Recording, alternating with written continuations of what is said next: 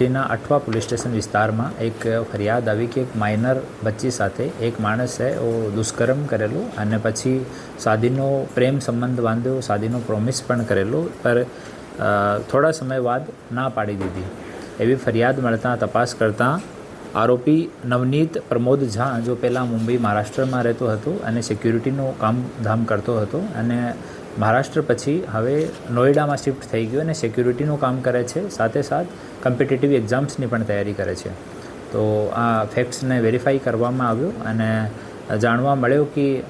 દીકરી સાથે 3-4 વર્ષ સુધી રિલેશનમાં રહ્યો હતો અને એના પછી વિવાહનો પ્રોમિસ પણ કર્યો હતો, એના પછી ના પાડી દીધી અને છોકરીનો બીજી જગ્યાએ લગ્ન ફિક્સ કર્યો હતો ઘરવાળા, પર ત્યાં પણ માણસે ખોટી રીતે ધાક ધમકી આપીને એનો સંબંધનો અંત કરાવી દીધો.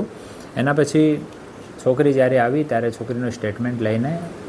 રેપની કલમ અને સાથે સાથ પોક્સોની કલમ તહેત ગુના રજીસ્ટર કરવામાં આવ્યો છે. આરોપીને અટક કરવામાં આવ્યો છે અને ફર્ધર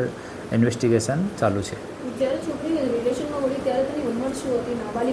હા, 16 વર્ષની ઉંમર હતી ત્યારે અને પહેલો સંબંધ બાંધ્યો અડાજણ ખાતે એક હોટલ છે ત્યાં બાંધેલો હતો અને હોટલમાં પણ આપણે ડોક્યુમેન્ટ્સ જો છે લઈ રહ્યા છે કે કઈ રીતે માઇનર છોકરીની એન્ટ્રી થઈ હોટલમાં, એ પણ આપણે ચકાસણી કરી રહ્યા છે અને છોકરો અને ભોગ બનનાર જે છે એ રિલેશનમાં પણ છે, તો એની પણ તપાસ ચાલુ છે.